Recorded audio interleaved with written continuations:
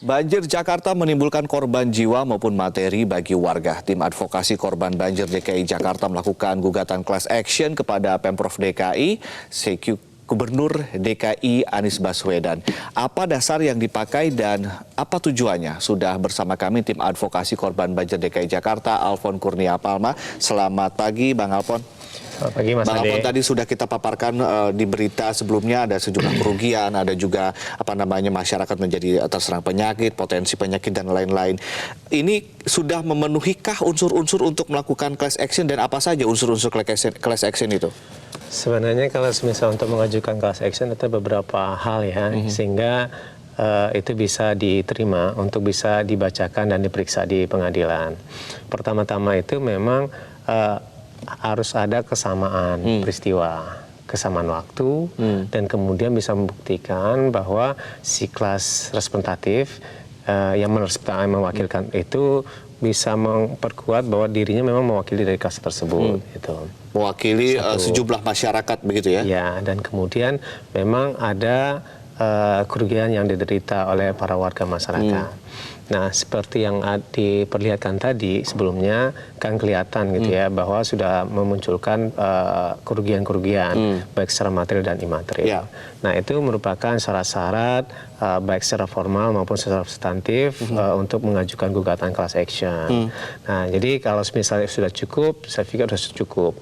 Memang banyak yang mengajukan tersebut atau mungkin terderita tersebut, tapi kalau misalnya dalam gugatan class action ini sebenarnya semakin sedikit itu akan semakin bagus. Semakin sedikit apa nih? Orang yang mengajukan itu gitu ya, karena ini kan perwakilan gitu. Kenapa demikian? Ini berkaitan dengan pembuktian nantinya di pengadilan. Karena kalau semakin banyak akan semakin sulit untuk membuktikan di pengadilan, terutama terkait dengan permasalahan kesamaan, kemudian juga terkait dengan peristiwa yang sama. Tapi bukankah lebih banyak, ini mungkin anggapan saya sebagai orang awam, semakin banyak orang yang kemudian menuntut, semakin kredibel tuntutan tersebut, begitu, dan semakin besar kansnya untuk menuntut. Nah, itu fungsinya notifikasi nantinya.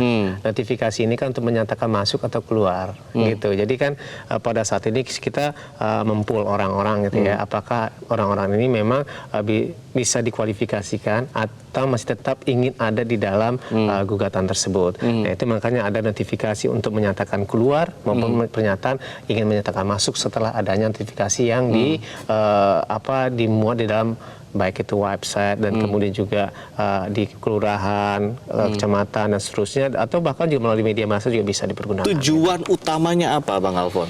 Tujuan utamanya apakah kemudian dikembalikan kerugiannya atau apa sebetulnya? Kalau gugatan class action ini sebenarnya memang untuk kerugian sebenarnya. Perdata berarti termasuknya? Ini memang gugatan secara perdata, walaupun memang bisa direservasi secara pidana gitu ya.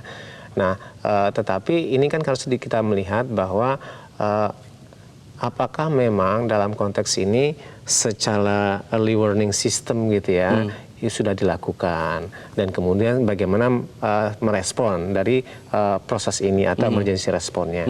Nah, early warning system ini kan tidak hanya terkait dengan pada saat tanggap bencana pada saat kejadian, enggak gitu kan, tetapi lebih kepada sebelumnya. Gitu. Dan lagi ini sudah berulang. Dan kemudian juga kita sudah tahu bahwa ini dari zaman Belanda yang namanya Jakarta itu kota banjir, gitu kan. Nah, oleh sebab itu makanya harus ada perencanaan-perencanaan yang komprehensif, dan itu juga ada di dalam Undang-Undang 24 tahun 2014 terkait dengan Undang-Undang Bencana Alam. Nah, di situ kan memang setiap daerah ya, tidak hanya pusat gitu kan, setiap daerah itu mempunyai kewajiban untuk membuat perencanaan. Nah, dari situ warga mempunyai hak untuk mendapatkan rasa aman terhadap banjir ini sendiri. Kapan kira-kira ini akan rampung berkas-berkasnya segala macam untuk proses persiapannya? Karena katanya Senin hari ini sudah mulai dimulai penggarapannya. Kemarin sih sudah. Sudah hari ini. Dan sekarang masih ada proses untuk memformulasikan narasi, posita, dan kemudian pada hari Kamis kita tutup untuk pool data semua, karena ini kan di pool dalam suatu email dan kemudian juga dalam nomor WhatsApp. Nah, setelah itu kita bisa mengajukan ke pengadilan terkait. Emailnya apa, Bang Alfon, dan juga nomor WhatsApp-nya berapa yang bisa kemudian disosialisasikan kepada warga yang ingin bergabung bersama Bang Alfon untuk juga ikut dalam gugatan class action ini? Nah, kalau misalnya emailnya ini ke banjirdki2020@gmail.com. banjirdki 2020@gmail.com. Ini kecil semua ya. Dan kemudian nomor WhatsApp-nya ke 08 12 90 81 9761. 0812 90 81 97 61. Iya, Mungkin nanti kita bisa sosialisasikan lebih banyak. Ini banjir DKI 2020@gmail.com. Nah, ada berapa batas yang kemudian nanti oleh teman-teman dari LBH kemudian membatasi orangnya? Atau kan lebih sedikit lebih bagus katanya? Ya, tapi saya klarifikasi dulu, ini bukan LBH gitu kan. Betul, saya dulu di LBH, tetapi ini bukan LBH. Karena ini kan semacam suatu keprihatinan dan kemudian ada korban yang meminta gitu kan. Dan kita juga beberapa orang gitu.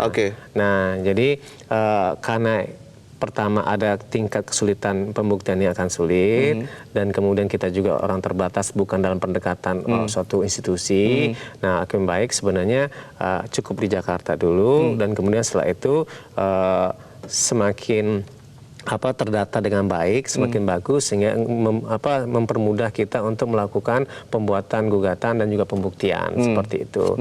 Nah, bagi kita sebenarnya ini merupakan suatu kritik untuk pembelajaran ke depan. Nah, ini kan bisa menjadi lesson learn kepada kita semua. Sorry, Bang Alfon, untuk total kerugian yang nanti akan dituntutkan kepada Pemprov DKI, ini total kerugian yang dialami seluruh korban banjir di DKI Jakarta atau orang yang hanya mengajukan class action itu? Iya, memang perwakilan dari orang-orang tersebut itu, dan kemudian bisa dikalkulasikan juga nanti ya berdasarkan kerugian yang ada di sekitar sana gitu kan. Nah, ini kan harus konkret, dan kemudian ini juga harus jelas gitu. Nah, pembuktian yang ini yang relatif lebih sulit sebenarnya gitu kan. Nah, pertanyaannya apakah orang tersebut memang benar bisa mewakili untuk pengajuan dan meminta ganti kerugian ini gitu.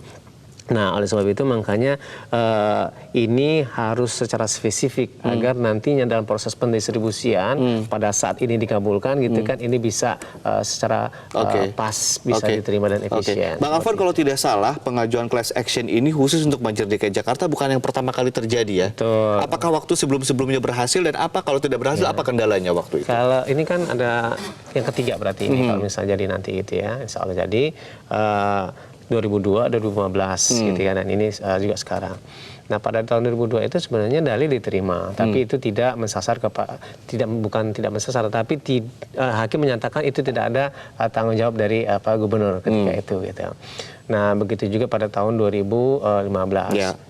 Nah, artinya ini sudah berulang, dan ini tidak serta-merta karena ada, ini kan dibilang ini karena faktor bencana dan kemudian dengan permasalahan politik yang lain-lainnya, enggak gitu kan. Tapi memang yang lebih penting pada saat ini adalah bagaimana sih kita melihat bahwa di sini ada potensi bencana. Bagaimana pemerintah mencermati dari potensi tersebut sehingga merumuskan suatu early warning system. Jadi bisa dikatakan gitu, dua class action sebelumnya gagal begitu ya? Bukan gagal, artinya tapi diterima, tapi tidak mensasar kepada yang duty barrelnya siapa sebenarnya gitu. Nah, karena kan harus melihat bahwa yang penanggung jawab dalam konteks saat ini sebenarnya, contoh ini di Jakarta gitu kan. Kenapa di Jakarta harus gubernur gitu kan? Karena tidak wali kota itu dia appointee, bukan based on elected. Ya. Gitu ya. Dia itu ditunjuk, bukan dipilih gitu kan. Nah, itu makanya memang kepada gubernur jadinya. Bang Alfon, apa yang membuat Anda yakin untuk pengajuan class action sekarang akan berhasil? Ya, kita menilai bahwa ini udah fakta gitu kan, bahwa ada banjir. Kedua, ini ada kerugiannya secara fakta gitu. Dan fakta-fakta itu juga terlihat tidak hanya dalam artian base dari gambar-gambar WhatsApp gitu kan, juga orang yang menyatakan bahwa memang merugi dan kemudian memperlihatkan dari barang-barangnya. Berdasarkan data yang kita udah pull gitu ya, ada 40 orang yang menyerahkan secara lengkap data-datanya, 170 yang masuk kepada email. Itu terlihat memang data-datanya itu jelas gitu kan. Nah, kalau dalam gugatan ini kan based on fact gitu kan, berdasarkan data-data yang ada gitu kan. Nah, data-data itu akan menjadi suatu fakta terstrukturisasi menjadi suatu informasi yang kuat dan pada akhirnya itu menjadi bukti yang kuat di persidangan. Menarik sebetulnya untuk edukasi kepada masyarakat agar kemudian masyarakat juga mengetahui hak-haknya dalam gugatan class action. Mungkin nanti lain kali kita akan lebih detail lagi berbincang. Terakhir, Bang Alfon, bagaimana tanggapan Anda ketika ada yang mengatakan gerakan yang Anda sekarang lakukan adalah gerakan politik untuk merusak kredibilitas Gubernur Anies Baswedan? Kalau kayak gitu, pertanyakan juga kenapa dulu pada tahun 2002, 2015 tidak dinyatakan sebagai gerakan politik. Yang menanyakan itu harus ditanyakan juga kenapa muncul pertanyaan itu.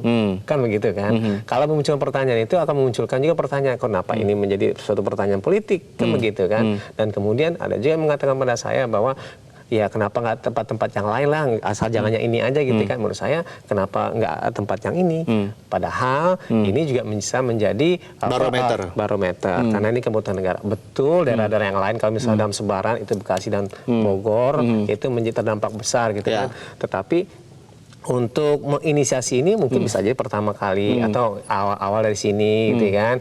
Dan itu bisa menstimulus bagi daerah-daerah yang lain untuk bisa mengajukan gugatan-gugatan yang lain. Karena begini, yang namanya kebencanaan betul itu datang dari Tuhan gitu kan. Tetapi bisa terjadi dengan adanya tindakan-tindakan lain sehingga itu mempercepat dan terjadi semakin parah gitu. Nah, oleh sebab itu makanya bukan bencana yang akan digugat, tetapi bagaimana negara dalam tata kelola atau governance-nya gitu ya. Governance-nya itu tata kelola maksudnya gitu ya. Itu bisa merespon dan memprediksi bahwa di daerahnya rentan bencana itu bisa melakukan pengelolaan agar meminimalisir dari resiko itu dan kemudian cepat tanggap untuk bisa meminimalisir dari korban-korban dan bencana. Baik, Bang Alfon, terima kasih telah hadir di Metro Pagi Prime Time dan kali kita akan lanjutkan lagi. Ini penting soalnya ini juga bisa menjadi sosialisasi kepada masyarakat luas begitu tentang apa itu class action dan juga hak-hak mereka dalam proses class action terhadap sebuah kebijakan dan sebuah tata kelola begitu ya. Terakhir, satu hal yang mendasar dalam undang-undang bencana itu adalah setiap orang itu berhak untuk mendapatkan rasa aman dari bencana banjir. Jadi ada dasar hukumnya semua juga begitu ya. Orang, seluruh warga negara Indonesia karena undang-undang itu bersifat nasional. Baik, terima kasih Bang Alfon dan pemirsa tetaplah bersama kami. Metro Pagi Prime Time akan segera kembali dengan informasi diantaranya usai banjir bandang dan longsor menerjang Kabupaten Lebak, Banten, akses jalan utama penghubung desa masih tertutup. Informasinya sesaat lagi.